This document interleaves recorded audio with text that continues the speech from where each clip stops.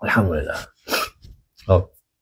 Ukalarimiz bilan o'tiribmiz shu 18-dekabrda 24-yil birga umra qilgan birodarlarimiz, hoji akalarim mana bugun bular 1 yil bo'libdi.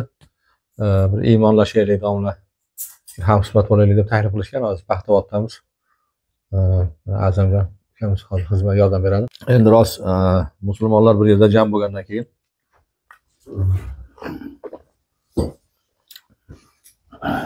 musulmonlar bir yerda to'plangandan keyin bir suhbat, bir diniy, bir shar'iy bir suhbat bo'lsa yaxshi bo'ladi. Allohning oyati, payg'ambarimiz sollallohu alayhi vasallam hadislaridan gapirilsa yaxshi bo'ladi. Har bir davrda o'ziga yarasha bir musibati bor, o'ziga yarasha yaxshiliklari bor. Lekin islomni avvalidan va undan avvalgi davrdan va to qiyomatgacha davom etadigan bir kasallik bor. Bu kasallikda atini g'iybat deyiladi. G'iybat nihoyatda gunohi og'ir bo'lganligidan, nihoyatda jazosi qattiq bo'lganligidan buni ulamolarga, payg'ambarlarga Alloh taolo buyurib bundan qaytargan. Hatto Qur'oni Karimda bu haqida oyat bor. Wala ya'tab ba'dukum ba'da. Wala ya'tab ba'dukum ba'da. Bir-biringlarni g'iybat qilmanglar. Oyatda davomida keladiki, sen deydi o'zingni birodaringni o'lib qolgan bo'lsa, shu o'ligidan go'shtidan kesib yeyishni yaxshi ko'rasanmi deydi. O'lib yotgan akangni yo ukangni go'shtini kesib yeyishni yaxshi ko'rasanmi deydi. Shu birodaringni g'iybat qilgan shunga o'xshaydi. Alloh taolo juda xunuk narsaga o'xshatgan. Endi g'iybat birinchidan harom. Endi g'iybat qilishlik harom, endi eshitishlik ham hattoki harom. Birov gapirayotgan bo'lsa, g'iybat qilayotgan bo'lsa, birovni yomonlab u deyotgan bo'lsa, indamay eshitib o'tirishlik juda yomon ekan. Yo uni to'xtatish kerak, yo bu yerdan turib ketish kerak. Va bizda teskarisi bo'ladi, nima qilinadi? Siz mana yerni bilmas ekansiz, to'xtab turing, hali siz mana ayblarni bilmas ekansiz, o'zimiz ham qo'shib, shatib, bu yaxshi emas. Demak, o'sha haqida bugun bir suhbat qilamiz. O'sha nimani olimlardan hindistonlik Laknaviy degan olim, bu kishini G'iybat o'zi nima degan kitobi bor. Bu kitobdan Yorqinjon Qoraka Alloh rahmat qilsin, shu kishi bu kitobni tarjima qilganlar. Endi g'iybatni qilib qo'ydik, endi bilmas ekanmiz, gunohligini bilmas ekanmizmi yo iymonimiz zaiflik qilibdi, qilib qo'ydik-da endi. Endi nima qilish kerak degan masala desa, birinchisi o'sha g'iybat qilgan odamni borib kechirim so'rash kerak. Men sizga gapirib qo'ydim, meni kechiring. Chunki zo'r g'alatan qilgan savoblar hammasi o'tib ketadi shunga. Hammasi o'tib ketadi. Hali mana g'iybatingga yarasha mancha kilolar savob deyilmas ekan. Shu yerda bir eshitib qolgan gap. Ashi siz g'iybat qilgan odam jannatga kirmaguncha siz gunoh savobingiz olinaverar ekan. Agar sizni savobingiz uni jannatga kirib ketishiga yetmaydigan bo'lsa, uni gunohini olib sizga yuklab qo'ying, uni olib kirib ketar ekan. Uni baribir olib kirar ekan. Siz g'iybat qilgan odam baribir jannatga kirar ekan. Sizni savobingiz yetmasa unga kirishiga, uni gunohlarini xalaqib berayotgan bo'ladi-da shunda. Gunohlarni olib sizga yuklab qo'yib turing, uni olib kirar ekan. Juda xunuk holatda. Endi u borib kechirim so'rab, kechirib qo'ying, mana shunday bo'ldi desangiz, u rozi bo'lib kechirdim desa, endi ashundan qutulasiz ekan.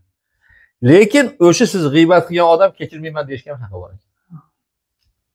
Haqqi bor ekan. Masalan, birovdan qarzingiz bo'lsa, buni misoli shunaqaki, birovdan qarzingiz bo'lsa, aka berolmayapman desiz, bo'pti, roziman, bermay qo'yaver desa, qutuldingiz.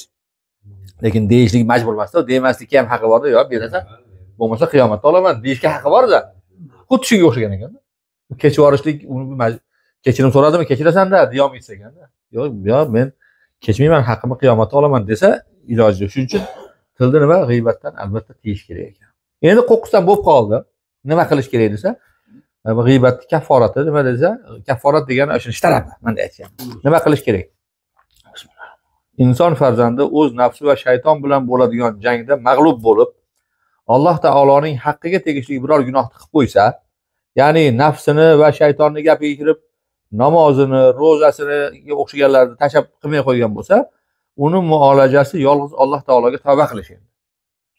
O'zi bilan Xudoning o'rtasida bo'lsa, O'zi bilan Xudoni o'rtasida bo'lsa gunoh. Xudoga tavba qiladi bo'ldi endi, qutuladi shu bilan. Sa'diy rahmatulloh aytadilarki, mahusbi ey gunohi kardayi xutahiz va uzri gunohi obi chashmi biris. Ya'ni ey gunohkor, uxlagan uyquni quv, qalqu ko'z yoshing bilan aybingni yuv. Ya'ni qalqa degani tur o'rningdan yig'lab, Allohga yig'lab gunohlaringni yuv. Ey gunoh qilib uxlayotgan odam zot, o'rningdan tur, gunohingni uzri uchun ko'zingni yoshini to'kib yig'lagin. Ya'ni Xudoga yig'lasang, ajab emas, kechirib yuborsa bo'pti. Namoz o'qimagan ekansan, mayag'i hisob bo'pti, u yog'ini kechirdim deb olsa, o'ziga oson edi. Biroq tavba qilish deganda shunchaki til bilan tavba qildim deb aytib qo'yishni tushunmaslik kerak. Balki quyidagi shartlar topilsagina tavba haqiqiy hisoblanadi. Qaysi shartlar? Qilingan gunoh uchun dilda afsus nadomat, qattiq ichidan siqilib ezilish kerak, xafa bo'lish kerak. Ay yoshlikda mana ishlarni qilganmiz deb xursand bo'lib yursa, u gunoh tavba emas u. Ana qilgan gunohlarga afsuslar, qayerdan ham qilgan ekanman deb afsuslanish kerak. Ha? Tilda istig'for ham bu gunohni endi qayta qilmaslikka qat'iy qaror. Tilda istig'for hamda bu gunohni endi qayta qilmaslikka qat'iy iroda va qasd, maqsad bo'lish kerak. Tilda o'sha astag'firullohlarni aytib yurish kerak. Ichida afsuslanib, tilida istig'forda aytib, yana endi miyasida niyati o'sha hech ham qilmayman degan o'zida nima iroda bo'lish kerak.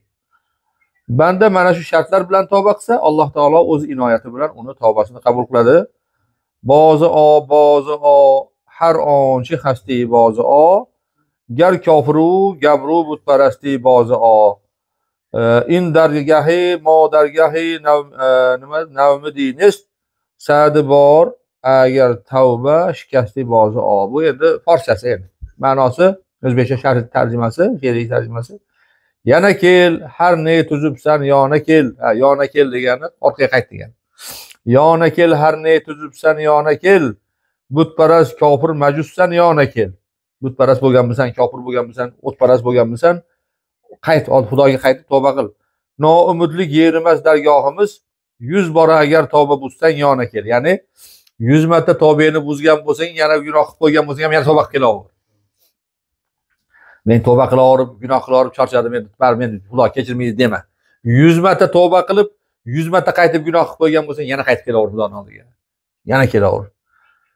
Qaytib kel, yana kel degani qaytib kel. Qaysi holda bo'lsang ham qaytib kel, tavba qil.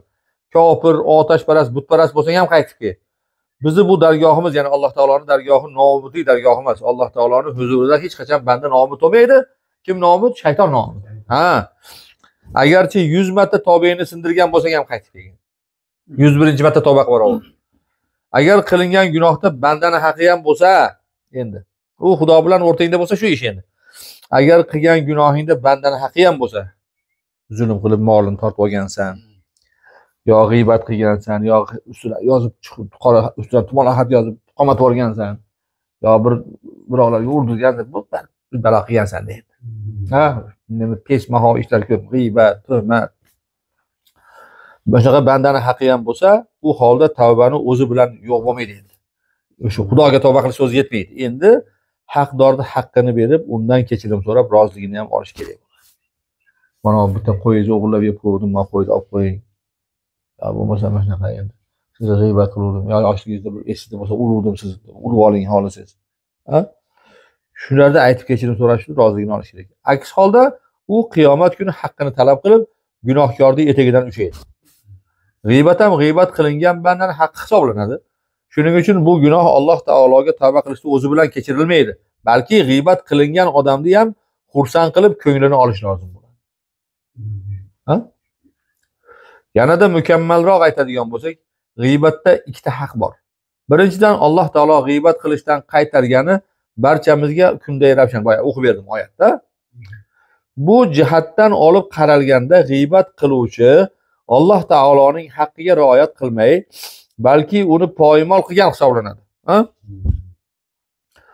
Buni kafforati uchun g'iybat qiluvchi bu gunohni jazosini eslab ko'zdan yosh to'kib tavba qilish lozim. Kununatki chashimas ashki bibor, zabondar dahonasti uzi biyor. To ko'zing tirikdur, ko'z yosh to'kib ol, to tiling aylanur, o'zing aytib qol. Hozir ko'zlaringni borligida, tirikligingda ko'zingni yoshini to'kib yig'lab olgin. og'izda tiling borligida tavbani aytib olgin. Ha, o'lgandan keyin til qatadi. Qanaqa qilib tavba qilasiz? Kishi chin qalbdan nadomat qilib, endi yoqib yuborilsam ham g'iybat qilmayman, endi o'tga yoqib yuborilsam ham deb o'zida iroda paydo qilishligi. Shu bilan birga bu jirkanch ishdan saqlanishni so'rab Alloh taologa yolvorish kerak. Banda shunday duo qilsa, Alloh taoloning rahmat daryosi jo'shuradi. Umar roziyallohu anhu aytadilarki, kimki xatosini eslab qalbi xavfga tushsa, uning gunohi nomai a'molidan o'chirib yuboriladi. Qur'onda oyat ham bor. Kim tavba qilgan bo'lsa, yaxshi amallar qilsa va eski gunohlariga qaytmasa, uni gunohlarini savoblarga aylantirib qo'yamiz degan Allohning va'dasi bor. Ikkinchidan, g'iybatni jazmasi, tavbasining ikkinchisi, g'iybatni bandani, ya'ni g'iybat qilingan odamning ham haqi bor. Bu haqni kafforat qanday bo'lish haqida olimlar ixtilof qilganlar, hammasi har xil fikr aytgan. Ya'ni bu haqida turli fikrlar bor. Birinchi guruh olimlar aytadiki, g'iybatni gunohi tavba qilish bilan kechiriladi. G'iybat qilingan kishidan kechirim so'rashga zarurat yo'q deganlar ham bor ekan. Lekin endi Hasan Basri aytadiki, g'iybat qiluvchi kishiga tavbani o'zi kifoya, istihlol, ya'ni g'iybat qilingan kishidan kechirim so'rash hojati yo'q deb u kishi. Endi Abdulloh ibn Muborak aytadilarki, kishi birovni g'iybat qilib qo'ygan bo'lsa, g'iybat qilganini unga aytmasin, balki Alloh taolodan mag'firat so'rasin. Men sizni g'iybat qildim deb ko'yni ortib yurmasin borib. Tavba qilib olaversin debdi bular.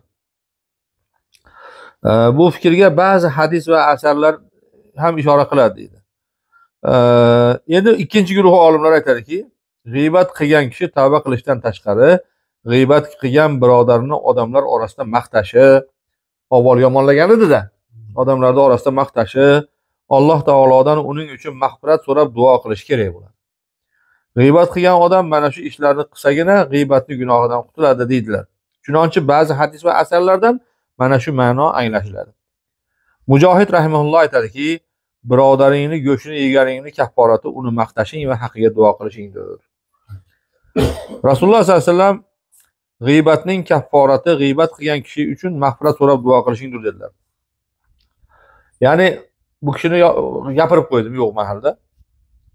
G'iybat qilib qo'ydim, bu kishi yo'q ekan, yomon o'zi eshitsa xafa bo'ladigan gaplarni gapirdim. O'zidan kechirim so'ra olmasam ham, ey Alloh, va shu palonchi boy ekanmi, gunohlarini kechirgin. Meni ham kechir, uni ham gunohlarini kechirgin. Deb haqiga bir iloji bo'lsa roza tutib haqiga duo qilib, yo'qsa 2 rakat namoz o'qib duo qilib haqiga duo. Ya'ni qiyomat kunida bunda gunoh bo'lmasa, sen tavba qilganingni, duoyingni barakatdan Alloh gunohini kechirib yuborgan bo'lsa, bu endi haqdor istavermaydi-da. Men savobni qayerdan olar ekanman deb seni yoqingdan ushlab qolmaydi-da. O'ziga yetarli bo'lib qoladi. Shuni hisobga olyaptilar-da. Xo'p, demak payg'ambarimiz alayhisalom haqiga duo qilish debdilar. Uchinchi guruh olimlar aytadiki, g'iybatni gunohi o'chirilishi uchun tavba qilishdan tashqari g'iybat qilingan kishidan kechirim so'rash zarur debdi. O'sha odamga uni g'iybat qilishgani haqidagi xabar yetib borgan bo'lsa ham, yetib bormagan bo'lsa ham hukm bir xil debdilar. Eshitib qolgan bo'lsangiz emas, o'sha odam seni g'iybat qilganingni eshitmagan bo'lsa ham borib kechirim so'rashing kerak debdilar. To'rtinchi guruh olimlar aytadiki, g'iybat qilingan kishiga uni g'iybat qilishgani haqidagi xabar yetib borgan bo'lsa, undan kechirim so'rash kerak. Agar xabar yetib bormagan bo'lsa, istig'for aytish o'zi kifoya deganlar ham bor ekan. Endi buni aytganlar ham nima maqsadda aytgan? Ashi bilan o'rtang buzilib qolmasin, keyin seni yomon ko'rib qolmasin, bir yo'lingda teskari o'tib ketmasin deb o'sha odamlarning o'rtasini inoq qilishni aytyapti. Aytmay qo'yaverib, kecha haqiga duo qilib qo'y. Endi muallif nima deyapti? Kitobda yozgan odam aytyaptiki, meni nazdimda g'iybat kafforat haqida gapni barcha tafsilotlari bilan aytish lozim. G'iybat qilingan kishi tirik bo'lishligi, yaqinda bo'lishligi yo o'lib ketgan bo'lishligi mumkin. O'lmagan yoki bir uzoqda bo'lishi mumkin. Agar g'iybat qilingan kishi tirik bo'lsa, g'iybat haqidagi xabar unga yetib borgan bo'lishi ham, yetib bormagan bo'lishi ham mumkin. Agar yetib borgan bo'lsa, u odam g'iybatni tafsilotidan, ya'ni qaysi ayblari gapirilganidan xabardor bo'lishi ham mumkin, xabardor bo'lmasligi ham mumkin. Xullas, zikr etilgan holatlarda har birida hukm boshqa bo'ladi. Ya'ni sharoitga qarab ish qilinar ekanda, u odam tirik bo'lib, siz borib gaplashishingiz iloji bo'lsa, kechirim so'raganingiz yaxshi ekan. O'lib ketgan bo'lsa, boyaga aytganimizdek haqiga duo qilishlik. U odamga o'sha sizga g'iybat hali esmay qolgan bo'lsa, ba'zi gapirdiz-ku, hali u eshitgan yo'q. Mashlarning ichida men odashgan ekanman deb gap o'nglab qo'ysa ham bo'lar ekan. Haqiqatan shunga o'xshagan. Eng to'g'ri yo'l nima ekan desa, g'iybat qilmaslik ekan. G'iybat qilmaslik ekan. Shuning uchun Alloh taolo bizni tilimizni shundan saqlasin. bir-birlarimiz haqida, boshqa musulmonlar haqida ham faqat yaxshiliklar bilan eslashlik, zikr qilishlikni Alloh taolo bizga nasib qilsin. Chunki qiyomat kunida eng xatarli holat shu g'iybatchilarning holati ekan. Alloh taolo hammalarimizni to'g'ri yo'ldan adashtirmasin. Sallallohu alayhi Muhammad va ala alihi va ashabihi ajma'in. Rahmat, salom.